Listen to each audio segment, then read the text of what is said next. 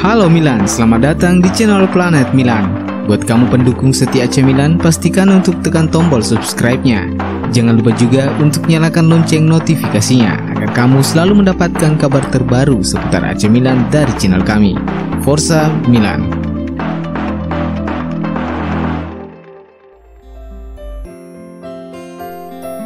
AC Milan akan melakoni laga tandang melawan Parma di lanjutan Liga Italia pada akhir pekan ini. Dan jelang laga tersebut, Stefano Pioli akan mendapatkan 3 tambahan pemain setelah beberapa pemain yang mengalami cedera telah kembali bergabung dalam latihan bersama tim. Rafael Leao, Brahim Diaz, dan Mario Mandzukic dikabarkan telah pulih dan siap mengambil kesempatan untuk diturunkan melawan Parma.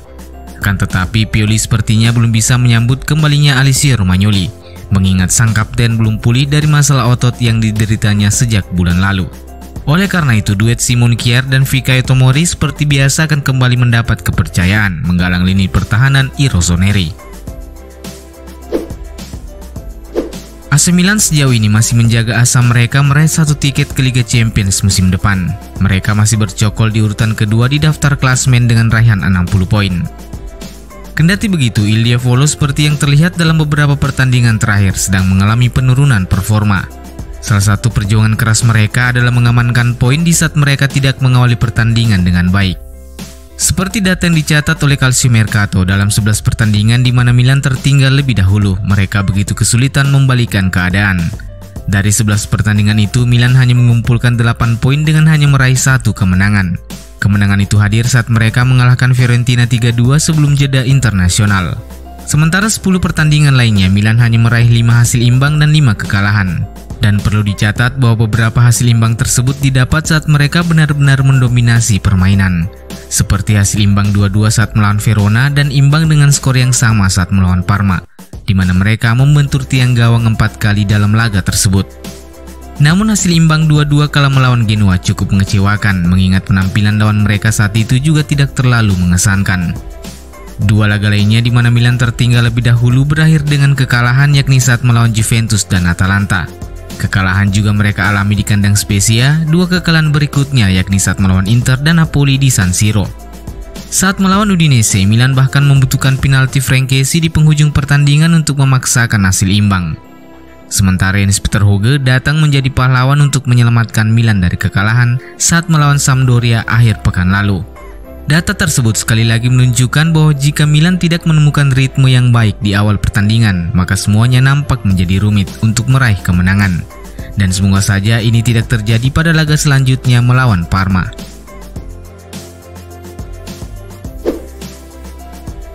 Mantan Direktur Olahraga Milan, Massimiliano Mirabelli, memberikan pandangannya terkait drama perpanjangan kontrak Gianluigi Donnarumma. Secara tegas, ia mendesak AC Milan untuk memboikot agen Mino Raiola jika Gianluigi Donnarumma pada akhirnya tidak memperpanjang kontraknya. Mirabelli mengakui bahwa situasi yang dialami Milan terkait kontrak Donnarumma sebenarnya sudah terjadi pada tahun 2017, di mana pada saat itu ia masih menjabat sebagai direktur olahraga. Akan tetapi, ia berhasil menjinakkan Mino Raiola yang kala itu juga mendorong Donnarumma untuk hengkang dari Milan. Jika Gigio tidak memperpanjang kontraknya, Milan harus memboikot Raiola. Saya tidak mengerti bagaimana Milan menghadapi situasi ini. Waktunya salah, tidak masuk akal bernegosiasi sekarang. Seharusnya kontrak diperbaharui 2 musim lalu. Rossoneri jelas melakukan kesalahan serius, kata Mirabelli kepada Tutto Mercato Web. Mirabelli kemudian mengungkapkan bagaimana ia berhasil meyakinkan Donnarumma serta sikap tegasnya terhadap Raiola. Ketika saya memperbaharui kontrak Gigio, saya menangani negosiasi hingga ke detail terkecil. Saat itu kami bersama Gigio, keluarganya dan agennya. Raiola bangkit dan berkata, "Jangan tanda tangan, kami akan pergi." Tapi begitu manajer pergi, Gigio mengambil ballpoint dan memperpanjang kontraknya tanpa kehadiran Mino Raiola. Mirabelli pun kemudian memberikan ide bagaimana menangani kasus Donnarumma. Ia mengatakan, Raiola dalam posisi yang kuat saat ini. Dia sudah menang dalam situasi seperti saat ini. Tapi jika saya masih berada di Milan, saya akan menempelkan punggungnya ke dinding. Saya akan memberikan pidato dan mengatakan kepadanya bahwa Gigio adalah aset yang tak tersentuh. Entah ia nantinya akan memperpanjang kontrak atau tidak. Milan tak akan pernah lagi memiliki pemain Mino Raiola dalam skuad. Dibutuhkan keberanian, namun dalam situasi seperti ini, itu adalah satu-satunya cara, dan Milan harus dihormati. Tutup Mirabelli. AC Milan dikabarkan telah mengambil langkah serius untuk merekrut Sofyan Amrabat dari Fiorentina. La Gazzetta dello Sport dalam laporannya seperti dikutip dari Football Italia menyebutkan bahwa Milan siap menawarkan 20 juta euro untuk sang gelandang. Jumlah yang sama yang dikeluarkan Fiorentina saat merekrut sang pemain pada Januari 2020 lalu. Pemain internasional Maroko berusia 24 tahun tersebut telah memainkan 25 pertandingan di Serie A musim ini dan telah mengunci satu tempat di skuad utama La Viola. Lebih lanjut, laporan itu mengklaim bahwa Milan telah membangun kontak dengan Presiden Fiorentina Rocco Commisso. Namun sang presiden menolak proposal yang diajukan Rossoneri. Meskipun ada 9 pertandingan tersisa hingga akhir musim ini, manajemen Milan mulai merencanakan segala sesuatunya untuk menyambut kompetisi musim 2021-2022. Milan berharap segalanya berjalan baik di laga-laga terakhir demi menandai kembalinya mereka ke Liga Champions. Seperti laporan yang dilansir dari Football Italia, Direktur Teknik Milan Paul Maldini dan Direktur Olahraga Milan Ricky Massara tampaknya sudah membuat keputusan tentang 3 pemain yang akan dilepas pada akhir musim nanti.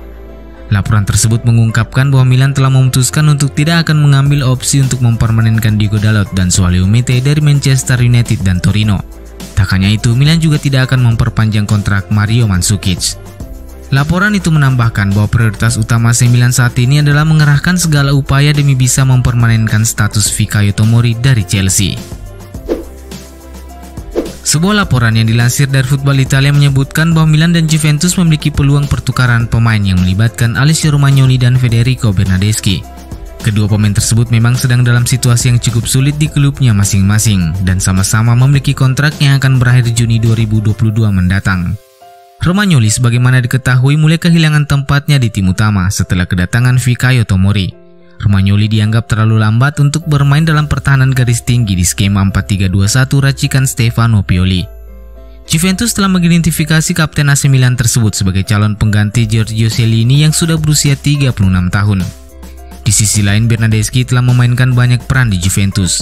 Ia dimainkan sebagai pemain sayap hingga trequartista, false nine, gelandang tengah, dan bahkan belakangan ini menjadi bek sayap di Juventus.